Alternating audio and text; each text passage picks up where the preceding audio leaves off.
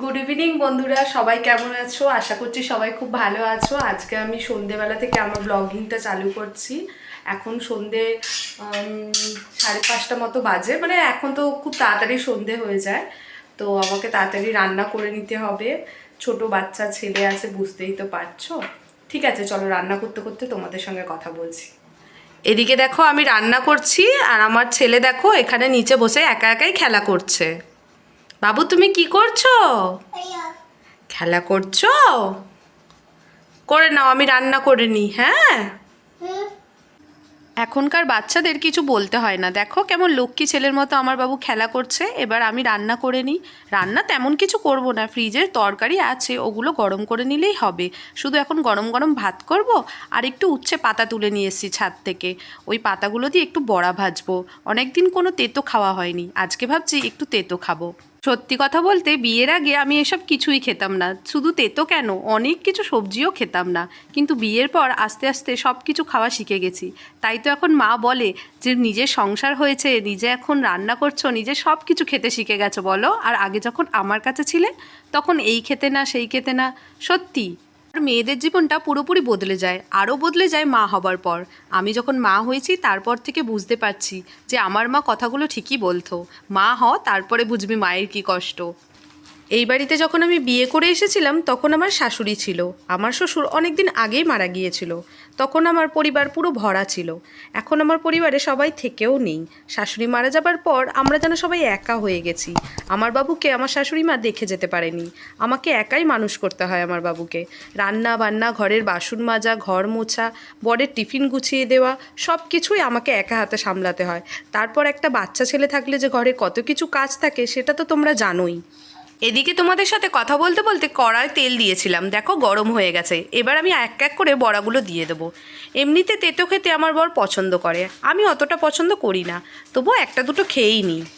বিয়ের 2 বছর পরও আমি রান্নাবান্না কিছু করতে পারতাম না, আমার শাশুড়িমাই সব করতো। উনি মারা যাবার পর আমি ফোন দেখে দেখে ওই যেইটুখানি শিখেছি ওইটুখানি রান্না করতাম, কিন্তু এখন সব কিছু রান্না করতে পারি। কথাতেই তো আছে, মেয়েরা অনেকটা জলের মতন হয়। জল যেমন যখন যে পাত্রে রাখা হয় সেই পাত্রের আকার ধারণ করে, মেয়েরাও ঠিক তেমনই হয়। আর আমরা মেয়েরা যখন যে পরিবেশে থাকি তখন সে পরিবেশে মানিয়ে নিই। দেখো এদিকে বাবুকে একা একাই খেলছে, আর খেলতে চাইছে না। এবার আমাকে বলছে মা কোলে নাও, কিন্তু আমি ওকে কোলে নিলে রান্না করব কেমন করে? যতক্ষণ আমি রান্না করব ততক্ষণ আমাকে এরকম পা ধরে দাঁড়িয়ে থাকবে, বিরক্ত করবে। ওকেও তো দোষ দেওয়া যায় না, ও তো বাচ্চা মানুষ, কী করবে? ও একা একা খেলবে কতক্ষণ ধরে?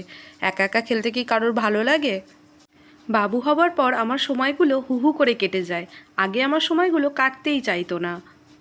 এখন একটুকু সময় পাই না, সব সময় বাবুকে চোখে চোখে রাখতে হয়। ওর চোখে এমনিই ঘুম কম, ও একদম ঘুমোতে চায় না। আর যেইটুখানি সময় ঘুমোয়, খুব জোর আধা ঘন্টা 15 মিনিট ঘুমাবে। এদিকে আমি ভাতের চাল ধুয়ে নিচ্ছিলাম ভাত বসানোর জন্য।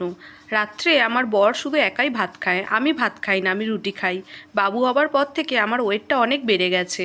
ডাক্তার বলেছে ওয়েট কমাতে, এমনিতেই আমার পিসিওডির সমস্যা আছে। তার ওপর থাইরয়েডের ওষুধ তো আমাকে প্রতিদিন খেতে হয়। খাবার খাই আর না খাই, থাইরয়েডের ওষুধ বাদ দেওয়া চলবে না। আমি বাড়ির বাইরে খুব কম যাই, খুব দরকার না হলে যাই না। আর তাছাড়াও এমনিতে আমার বাড়ির বাইরে যেতে ভালোই লাগে না। বাড়িতে থেকে থেকে অভ্যাস হয়ে গেছে, তো কিছু দরকার হলে আমার বর নিয়ে এসে দেয়। বাড়িতে বসে বসে অনেক কারোর ভিডিও দেখতাম ফোনে, তখন ভাবতাম নিজেও একটা ব্লগিং চ্যানেল খুলব, কিন্তু আমার ক্যামেরা ধরে দেওয়ার মতো কেউ ছিল না। কিন্তু তাতে কি হয়েছে, মনের যদি ইচ্ছা থাকে তাহলে সবই হওয়া সম্ভব। আমি একা একাই ক্যামেরা করি, যইটুখানি পারি তইটুখানিই করি। আমার এই ভিডিওগুলো তোমাদের যদি ভালো লেগে থাকে তাহলে আমার চ্যানেলটাকে সাবস্ক্রাইব করে নেবে, আর লাইক করে পাশে থাকবে। তাহলে আমার এই ভিডিওগুলো তোমরা দেখতে পাবে, আমাকে সাপোর্ট করবে। জলে বোতল নিয়ে আস আমার জন্য।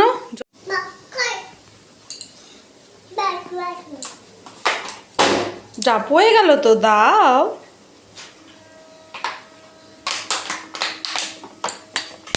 আজকে নভেম্বরের 15 তারিখ।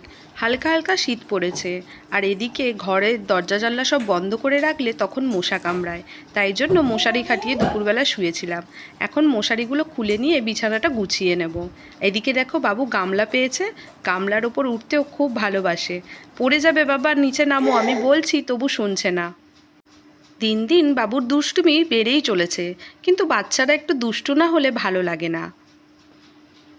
ওকে আমরা অনেক খেলনা কিনে দিয়েছি, ওই খেলনাগুলো নয় ভেঙে ফেলেছে আর নয় খাটের তলায় সব ঢুকিয়ে দিয়েছে, পারলে জানলা দিয়েও সব ফেলে দেয়। এই করে করে আমার বালতি ভেঙে দিয়েছে, গামলা ভেঙে দিয়েছে, ওর যত খেলার জিনিস সব আমার। কাজের জিনিসগুলো নিয়েই ও সব খেলবে। এদিকে আমি মশারি গুছিয়ে বিছানাটা গুছিয়ে নিচ্ছিলাম, কারণ রাত্রিবেলা হয়ে গেছে, এবার বর আসার সময় হয়ে গেছে। এসে যদি দেখে যে এখনও বিছানা গোছানো হয়নি তাহলে আমার ওপর রাগারাগি করবে।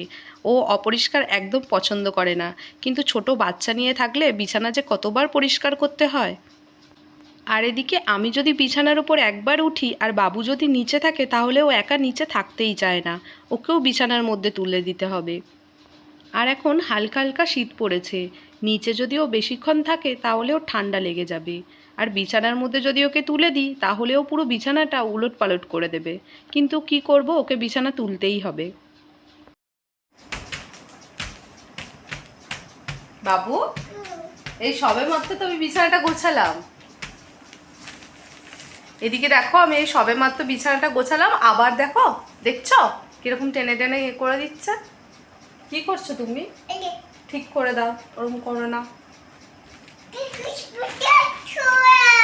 ওরকম কেন করছো?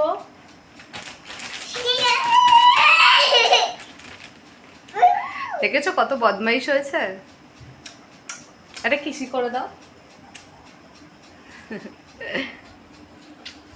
চাদরটা ঠিক করে দাও বিছানার, আগে চাদরটা ঠিক করো, আগে আগে যাও ওখানে চাদরটা ঠিক করো।